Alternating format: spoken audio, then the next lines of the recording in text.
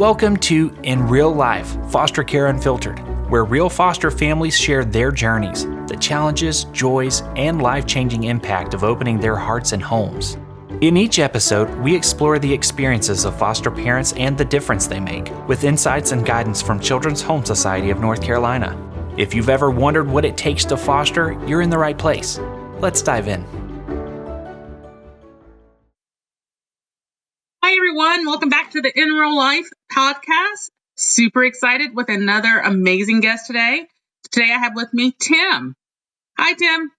Hi, Shannon. How are you doing today? I'm doing great. I hope you are. I am doing well. Thanks for having me. Oh, thank you for coming. Well, we'll just go ahead and dive in if you're ready. Sure. Awesome. Maybe to start, maybe giving our guests a little background about who you are, Tim, and how you intersect with the child welfare system. Okay. My name's Tim, and I started with about 10 years ago. I had a couple of kids that just came up to me one day. They were like, "Our home situation's really bad. DSS showed up at our door. Can you come by?" And then I show up, and they're like, "Hey, we're gonna go live with this guy now." Okay. And so then I ended up becoming the guardian of two 15-year-old twins. Oh, wow. And then after they graduated and finished school, I ended up moving from Tennessee, where I was at the time, to North Carolina and working for a children's home up in the western mountains of North Carolina. And so I started then working as a cottage parent. And so as I was doing that, I got really attached to a lot of the kids I was working with, and I wanted to do on a more permanent basis work with some children. And so then I transitioned from my role as a cottage parent to a role within the organization as a case manager. And I had a guardian ad litem of one of the kids was like, "Hey, one of these kids is up for adoption. How would you feel about that?" And so the day after I ended my role as a cottage parent, I had a 8-year-old boy move in with me who, with less than a year later, became my adopted son. Oh, wow. I love that. It's kind of that adage of, tell us what you think your life will be, and life will show you what it will be, right? Mm-hmm. Awesome. And I know you've been with us for a while as a foster and adoptive parent, and I think you're intersecting with us again with another part of your life. Do you feel comfortable sharing about that? Sure. So after my experience with Children's Home Society, with the first adoption, I then had another situation come up where my niece needed to have a home. And so then I reconnected and got recertified through the Children's Home Society to foster and now to adopt my 10-year-old niece. So back in doing business with you guys again, it's always been a joy and a pleasure.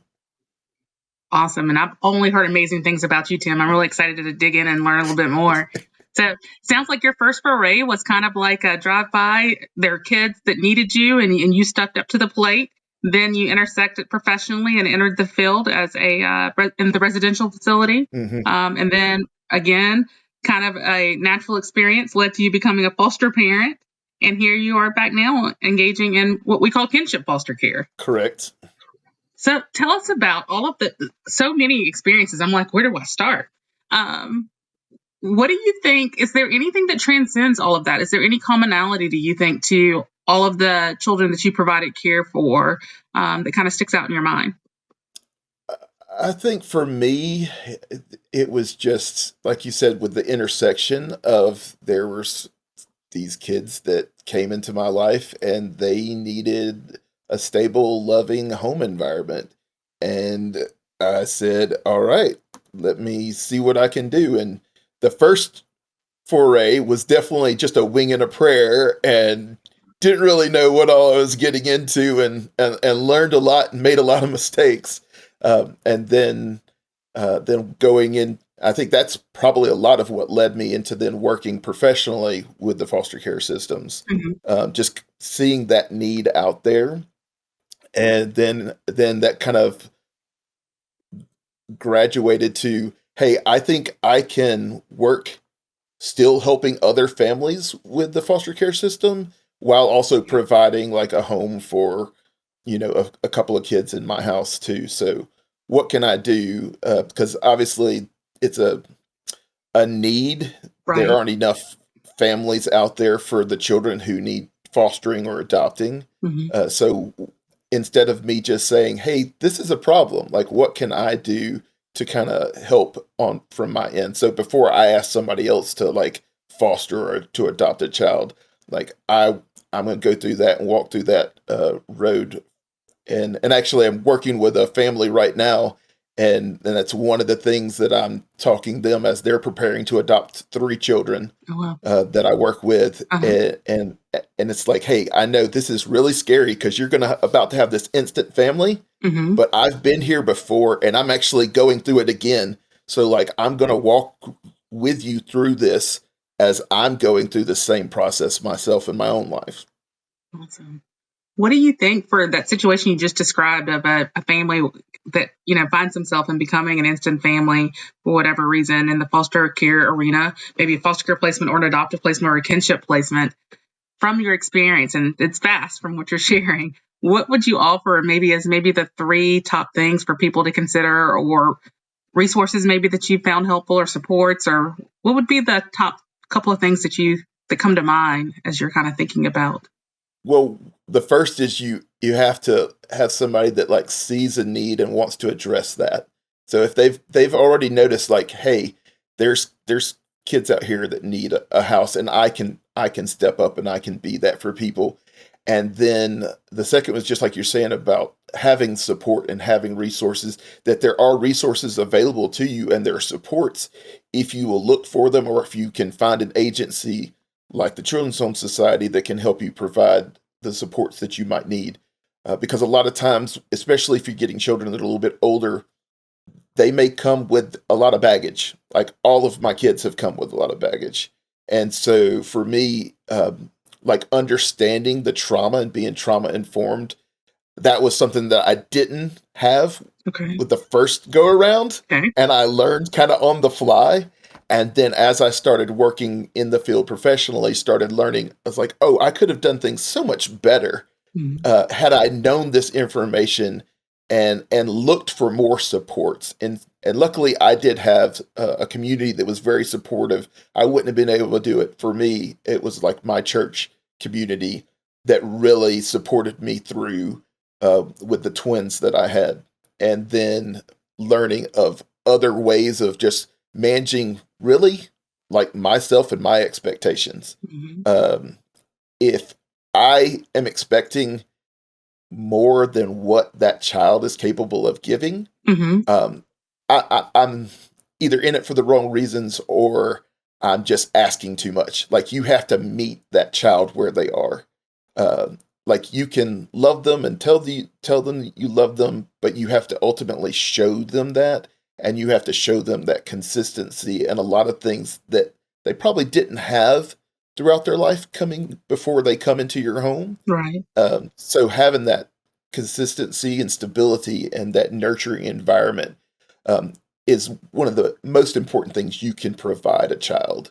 And then realizing that you have your own limits. So, like you said, having a support system, Mhm. whether it be a spouse, other family members, neighbors, a church, or other people in your community that support you in the process of fostering, because that's, I think, what happens sometimes is people enter into it with the right attitude and Right. mindset, but then they get overwhelmed Yeah. if they don't have those supports and resources in place for them to feel like they're making a difference, and that like it's okay sometimes to be overwhelmed and you need like other people to help. And sometimes it's hard for people to ask for help. And Right. but it's one of those things. It takes a village to raise a child, and until you have a child that you're raising, you don't realize quite how like real that statement is. But Absolutely. I've learned that through my experiences, that it's been all these other people that have come and walked along beside me that have helped me when I was in situations where I was like, hey, I've got this kid in my home, and what do I do for like childcare while I'm at work and they're out of school? Right. You know, Yeah. so reaching out and finding things and then having friends and family that were able to kind of help out a little bit. Because that first little go around, because it was the middle of the school year when my adoptive son moved in. Ah, And so then it was like, well, what I would do? I've got this like 8-year-old that's now in my house and he can't just come and be home by himself. So I've got to like work something out. And it was yeah. really, really hard and challenging at the get-go. But now having get through like that first year and then finalizing the adoption with my son, um, it's you see like so much growth that he's had, and then those are the things that remind you why we want to like help these children and help these families, because when you can see that growth and change in kids and their families and their relationships, that makes all the difference in the world. And how long have you and your little one officially been a family? Let's see, my son moved in when he was 8, and he is now a little over 12. So Okay. it's been right about 4 years. And then my 10-year-old niece moved in this past August. So she's been with us now for just under a year. So we're now a family of 3. And how has that been, Tim? And for those that may not know this about you, I happen to know you're also a single parent. Correct. And I'm going to dig in deeper to that in a minute. But how has it been with merging your son being the only child, and now he has a cousin sister Yes. and is having to share you and your attention? Talk to us a little bit about how that's been within the family dynamic. Well, and that was one of the things, like I had a conversation with him before I ever like talked to uh, uh like the social services in Louisiana about my niece moving in with us, and he Mhm. was hesitant at first, and then he was like, well, since she's family, this will be okay. Right. And then you have that little honeymoon at first, and then when it was like, hey, guess what? You realize you are not her other parent. Like, that's just my job. Right. And he's like, wait a minute. You mean I don't have somebody just boss around? This wasn't what I signed up for. And so, Share you, and I'm not in control.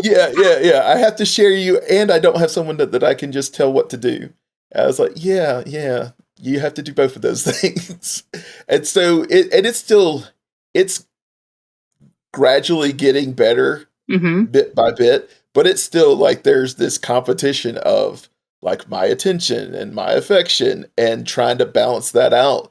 And I think one thing that told me I must have been doing something right is where I would have both of them independently come up to me and, they're your favorite. I was like, well, if both of you think the other one is my favorite, I must be doing a decent job of trying to keep it as neutral as possible. Absolutely. Absolutely. Would you say they have a sibling relationship now, Tim? Oh yeah, and I think that's one of the things that some days they will see that and admit it, and then other days they're like, oh no, you're not my brother, you're not my sister. So it just depends on like the moment Yeah. and who they're talking to each other. If they're talking outside to others, then a lot more times than they'll kind of reference as like my brother or sister. But then when it's with each other just here at the house, again, it's like, wait a minute, did you hide one of my something that I have like from me? Like whatever. Like could be a stuffed animal or a phone or, who knows, a pencil, you know. Right. And then I have to remind them, did they really hide that from you or did you misplace it? Because then Right. now they're Sounds your like an easy. average. Yeah. So, but they don't necessarily always want to admit that when I'm like, Yeah. but you guys are acting just like a brother and sister. Yes. Because I was now, going to say that sounds reflective of my sister and I, who are biological siblings. right. And so, like, my niece, anytime my son, and that's one of the things she's having to adapt is where he's lived here for a while. Right. He's got an established friend group now. And so he has like a rotation of friends that he will go visit or have come visit with us. and she hasn't developed that yet because she's not even been here a year. Right. But like the times when he will go and spend the night with one of his friends, she'll just be like, I miss Bryson. When is he coming back? Yeah. Yeah, I love it. It's a hurry up and get back now. Can you leave again? Right? Exactly. As soon as he gets back, it's like, hey, you didn't like put something up when you left, and you left this cup out, or there's these dishes in the sink that you didn't take care of when you left. And again, I have to remind her now, because now she tries to do the same thing of like tell him, oh, here's what you should have been doing that you haven't done yet. Yeah. You're also not his mother. Right. Yeah. Thank you for sharing that. I think a lot of families worry, who may already have a biological child or may have already adopted one or two children, of what will it be like to the family dynamic to add more children. And I don't want to, put one child's needs before another child's, but I'm open and I have that heart and I feel like I could do and offer more. But you highlighting that, I think maybe hopefully normalizes that for some of our listeners. Anything else you'd speak into that for people who are in that position that may be listening?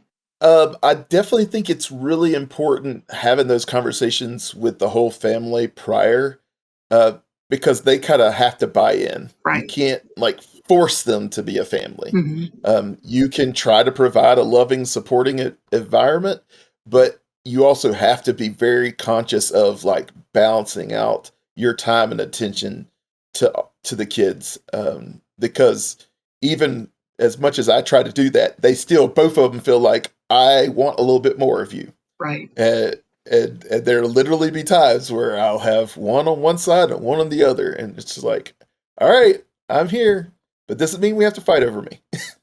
Right. I love that. Having the conversations prior to and all throughout the process, and just speaking to what may be present in the room and not just assuming. Yeah. And sometimes you have like continued conversations, just like afterwards when it was explaining to my son that he's not his cousin's boss. So can we just like ship her back? Like, yeah, no. That's not how that works. No, bud. I'm sorry, this didn't meet the expectations that you had in your head, but let's work through that and see where we go from here. Right. But haven't we all wanted to sell our sibling at some point, right? Yes, Kind of a passage of childhood and siblinghood. Some have probably gotten a little closer to doing it than others. I don't know. Yeah. I have a younger brother I probably wanted to sell off on numerous occasions. Same. But we're best friends now. It all worked out in adulthood. We couldn't live without each other. Talk to us a little bit. One of the myths that I hear pretty regularly is that I can't foster and I can't adopt because I'm single, whether I'm a single mom or a single dad. Something that I've been interested in for a long time, but I can't because I'm single. What's your response to that? I hear that from a lot of people, some of which I work with, and that's where I'm like, I think it's a limitation that sometimes we put on ourselves, and sometimes we use it as an excuse. But I think if you don't explore those opportunities, then it's just really a lot easier to say, well, I just can't. Obviously, you want to have a good support system. You have to have a good support system. In the role that I have currently as a supervisor, I'm working directly with a lot of parents and trying to reunify with their children. And a lot of times we're working with single parents. So there are lots of families out there that are single parents. Absolutely. And so the big thing I always say with them, the same thing I would say to anybody that's single would consider like fostering or adopting, is you can do this. You just it might look a little different, and you'll definitely want to have some people in your like team or your support system that are very dependable for those times when you need to kind of tap out, because you might just like, I need a few hours, or I need a day. There's been times where I had to go travel out of town, but I because of my support system, my son's best friend's family was like, here, just send him over here for the weekend. You go take care of what you need to take care of. and he'll be fine till you get back. And so sometimes you'll have situations like that, but if you develop and have a strong support system, they'll help you through those times when you don't see how I can do this by myself. Absolutely. Absolutely. Thank you for sharing that, Tim. There are approximately 11,000 children in North Carolina who need a permanent, safe, and loving home. Can you make a difference?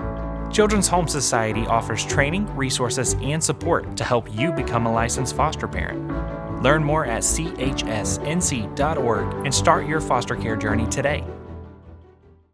And all of your experiences, because you've had a lot of them with the teenage twins that you were a guardian for, and now your adopted son and soon to be adopted relative placement, as well as your professional experience.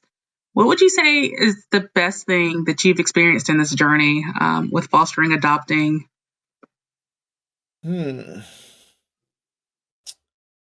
I would probably say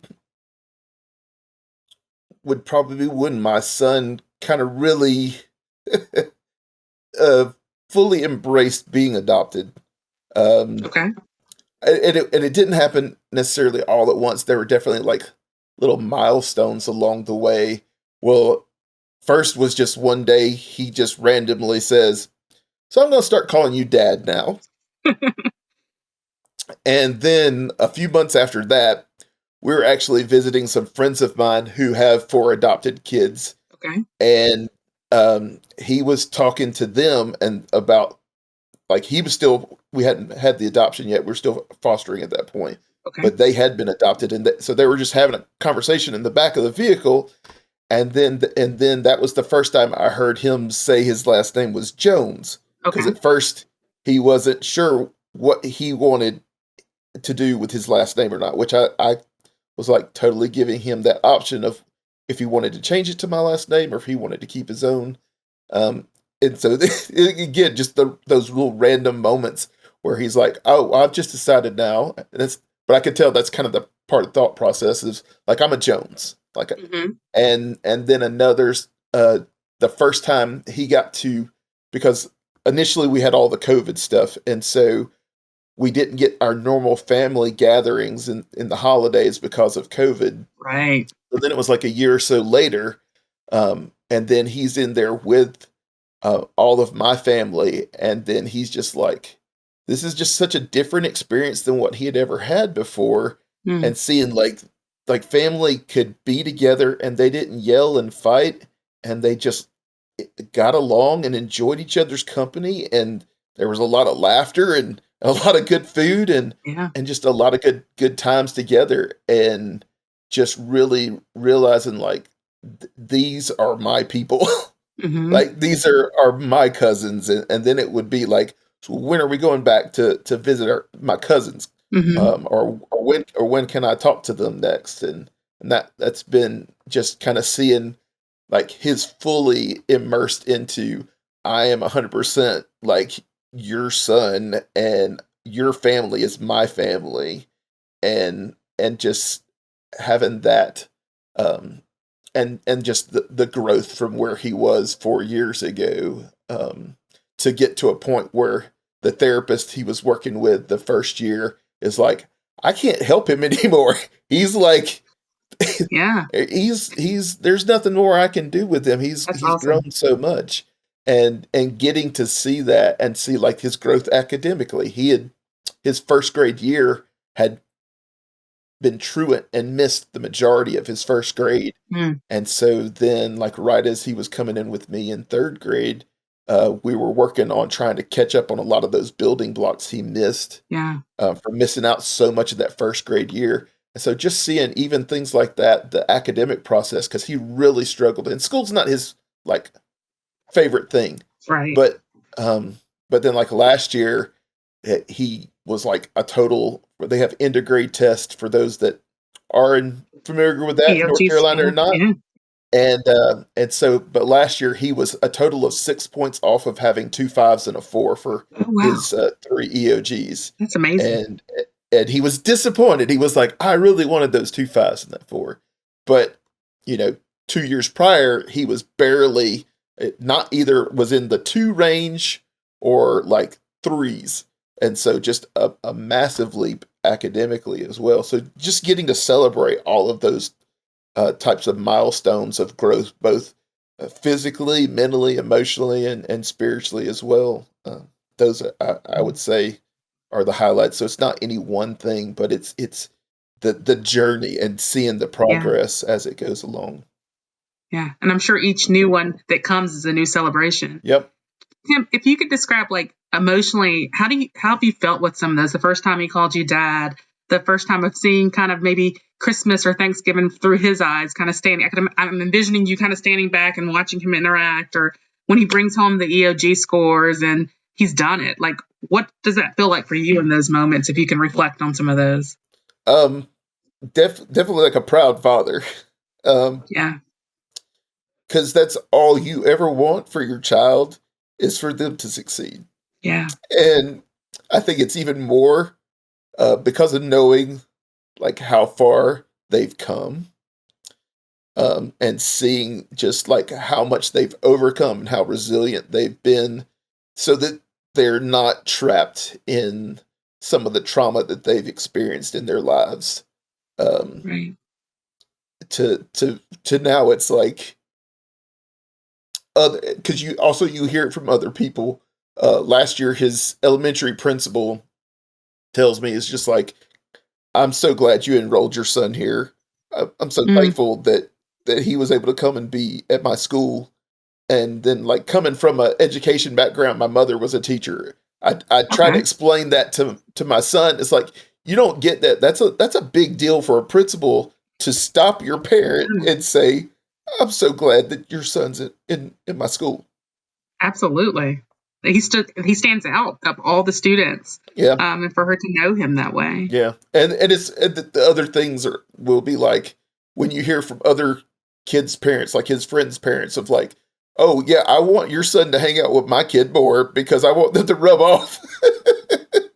Uh-huh. Uh-huh.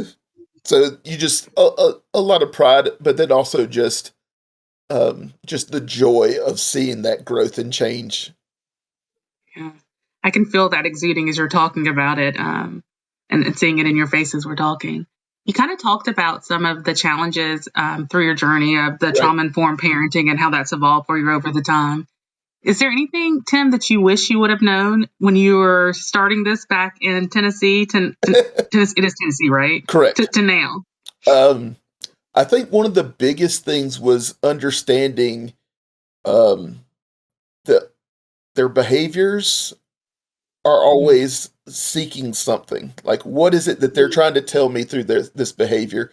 And it's not that I just want it to be annoying and I want to be difficult and challenging, Mhm. but I have some need that I don't know how to communicate. And so the only way I can communicate that is through what I had learned up to this point, which was typically acting out in a negative, attention seeking manner. But that Right. but the real need was probably something as simple as just, I just wanted your attention. Hmm. I just want somebody to love me and somebody to make me feel safe and secure. And I haven't learned how to ask for that in a way other than just acting out. And Hmm. then just the other one of the other big ones was, and this goes back, like I said, with the twins, um, power struggles. Man, Yeah. Yeah. uh, like I think one of the big things that I learned after the fact was that if I get into a power struggle with the kid, that the kid's already won. Like Absolutely. that's the win for the kid, is they have now gotten me into a power struggle. Right. And just learning to kind of like not get involved in those. And that was something I like I said, had to learn on the fly of, wait a minute, hold on. I'm starting to get escalated, and so now we're going from a conversation to an argument. Uh I've got to be the adult here, Hmm. and I've got to like calm myself down and then get us into a situation where we can find out what's really going on. Absolutely. Yeah. heard that a lot through the years, Tim. One of my things that I've heard a lot of foster and adoptive parents and even biological parents, I'm a therapist by education, so I've got a lot of different backgrounds and some, but that if I pause and take a break from myself and the kid, I'm letting the child win. But if we continue to engage, does anyone win, right? And is it Right. really even about winning? Right. And I'm a very competitive person by nature, so I'm always wanting to win. And that's always, you can ask any of my kids, like beating me is their top priority in life. And like my now 12-year-old, if he was half as competitive when he played soccer for middle school this year, I was like, if he would be half as competitive on the soccer field as he is with anything with me, he would be one of the best soccer players on the team. Well, future Messi, right? Exactly. I was like, just funnel some of that. Like, pretend you're going up against your dad, and that's the opposing team, and they're all filled with me, and you will be a phenomenal soccer player. No, I love that. And a lot of times for our kids, who've experienced the trauma that you highlighted, they're in their trauma brain in those Right. moments. So they're in survival mode. So they're not being able to have reasonable thoughts. They're not being able to hear what you're saying or process effectively at that point. So to your point, engaging in the power struggle, no one's going to win. It's just going to be painful for everyone. And speaking of that, just as an example, so one of the things that myself and the therapist were working with him is when he first moved in, he would always keep some toy like sword or weapon in his bed with him. And we started kind of exploring like, well, why is it that you have this with you and you have to have this before you go to bed? And his response was, well, I always have to be ready to protect myself because he didn't have anybody that protected him. So his survival was, if nobody's looking out for me, I've got to look out for myself. And so then we gradually worked through that to get to where, okay, now we've got this in the bed. Well, now let's move it beside your bed. Now let's put it in your closet. Now let's take it out of the room to get to the point where you feel you have that felt safety. Right. That I know that it's not my job and my role to protect myself. That's my parents' job. And dad's going to do that. Dad's going to take care of me. And I don't have to worry about that anymore. Talk about progress, Tim. That's huge. Which I'm sure contributed to that graduation from therapy. The fact that that's what yeah. And I can imagine as a parent how that must feel for you to see that progression of I'm so heightened and afraid at all times, and I feel like I need to protect myself to I can trust someone. Right. And it didn't hurt that he's adorable because like his therapist, and she's like, Tim, I know we're not supposed to have favorites, but Bryson's my favorite.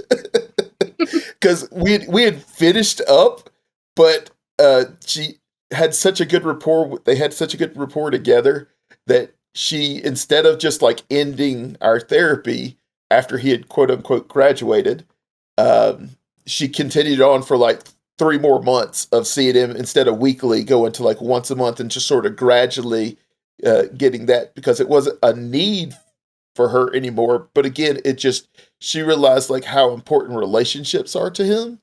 And then, like I said, she just always enjoyed her time with him. Cause that's something, and again, the therapist was actually from Children's Home Society. And, I appreciated the fact that the first time she came up, originally it was just like, I'm going to come up for a couple of sessions and then we're going to go to virtual because I'm driving like all the way up from Asheville. It's like over an hour one way for me. But then after the first couple of weeks, she drove religiously every week to come up to have those face-to-face sessions with him.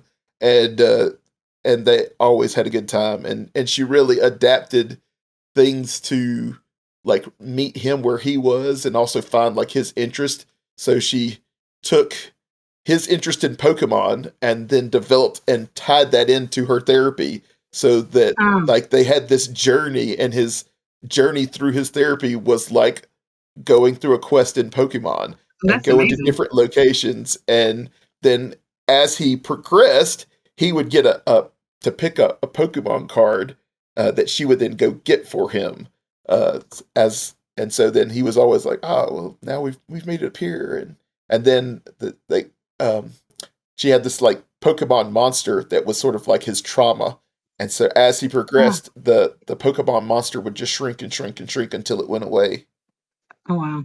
It sounds, an amazing intervention and to really aid him. And two, how involved you were, it sounds like, with those processes and Hmm. working with her to get to formulate what worked for him. Because as you indicated before, everything that works for your son may not work for your niece, Correct. daughter, or for the other two young men that you had guardianship for. Yeah, yeah, amazing. I could talk to you all day, Tim. You are just a wealth of experience. Any takeaways that you feel like that maybe are myths or things that may be untrue in the foster care adoption arena that you'd like to speak to our viewers who may be listening? Um, well, kind of like we've already discussed about, I'm a single parent. I can't do this. That's obviously a busted myth. I'm proof of that, and I know of plenty of other people that. And that was one of the cool things is through my work there were others who kind of followed suit that were because they would come to me and they were like, "Hey, I'm a cottage parent, but I have this kid I'm really feel like fostering and adopting. Like, how did you do this, Yeah. Tim?" And so just getting to kind of help some individuals in that situation where they were able to like change into a role and then like take that on to adopt some children as well. So I think that's probably one of the biggest ones. The other is every situation is going to be a little different, and um, the foster family and the biological family don't always have to be enemies. Mm, Um, I love that. there have been lots of times where I've seen it where you've had families that have really co-parented really well, and Yeah. so that's something that I think a lot of times people who do get into the foster care or adoption system, it feels like it's an either us or them. Hmm. Like if, and I know sometimes it's like that for the children too. They feel like if I say I like my foster family or my adopted family, I have to say that I don't like my biological family. Right. And so understanding that the kids feel that way too. And so sometimes that's the challenge is not necessarily that they don't want to have a bond with you, but they feel like if they do so, it's almost like they're turning their back on their biological family. And so they have all these thoughts in their heads or and emotions that they don't necessarily know how to articulate. And so really the more time you invest in them and your relationships, uh, Hmm. you will never um, see the end to the amount that you can get in return in the investment you put into a child and your time spent with them. That's powerful, Tim. Yeah. I love that you highlight that piece of no matter what's happened in a child's life, they're always going to love their birth parents and their birth family. And a lot of times it may to us seem like there were pieces that were dysfunctional or maybe not quite right, but that's a child's lens of experience. That's all that they know. And to negate that birth parent or that birth family also negates something within that child. And we don't want to do that. But I love the way that you framed that. Um, Putting the child's needs first and where they're coming from, and trying to work in partnership. Yeah. Well, and something else, and this was uh, like the hardest question my son has asked me was when we were at that family experience, and he comes to me and says, "Did my parents ever love me?" Mm, Because it's such a contrast to what he was experiencing then and what he had experienced prior. And I had to take a moment and take a breath and then just I prayed like I'm a person of faith hmm. and say God I need like some words here. I was like Yeah, how do I respond to this? absolutely. Help. And so what I said to him then is, hey, your mom loved you the best way she knew how. Absolutely. Yeah, And because that's another thing is like I never want him to feel like I'm tearing down his biological family because absolutely. that doesn't help anyone. It doesn't help him. It Hmm. doesn't help my relationship with him. It doesn't help his relationship with his family. Right. So always trying to find some sliver of of a silver lining. Yeah. And just because it's a lot that they hold into themselves and blame themselves for, but they need the ability to realize I can let this go and I can allow healing to happen in my life. Like Yes. I don't have to hold on to any negative feelings that I have towards people who have been negative to me. Wow, Tim, that's powerful. Yeah. And I think that will resound with a lot of our viewers who may be in the thick of it or may be considering just, some of the challenges and then some of the rewards that you've highlighted too, not only for you, but just watching this young man grow and flourish in your home and becoming his ultimate person. And I'm sure that you're cheering for him and can't wait to see what he becomes. 100%.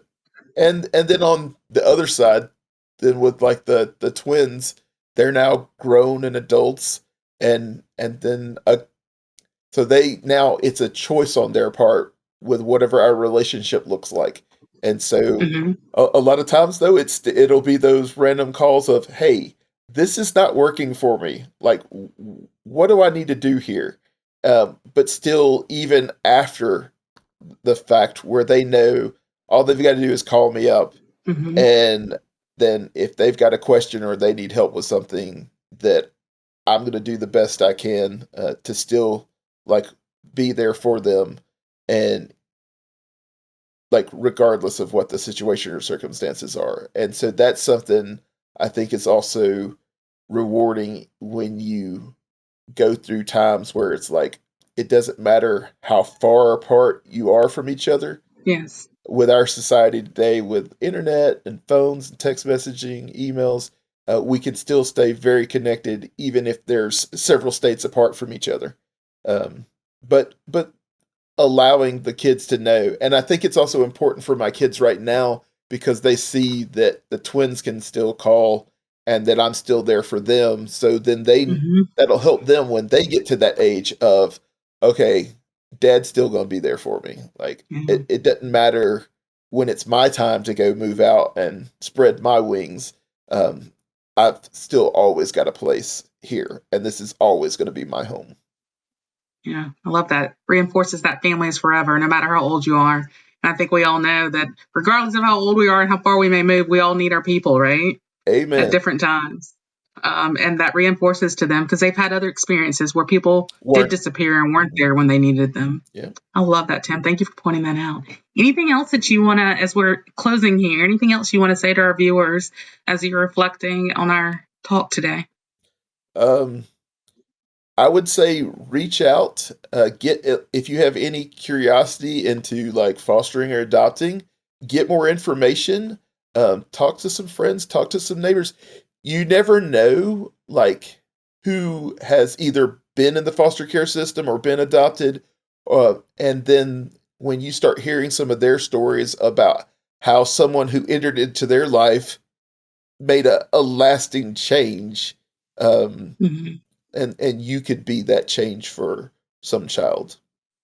That's awesome. Thank you so much, Tim. It was so great meeting and learning a little bit more about your story today. Thank And you. thanks to all of you out there. Thank you for joining us on In Real Life, Foster Care Unfiltered. If you're interested in becoming a foster parent or supporting children in foster care, visit chsnc.org to learn more. And if you're a current or former foster parent with a story to share, email us at inreallifepodcast@chsnc.org.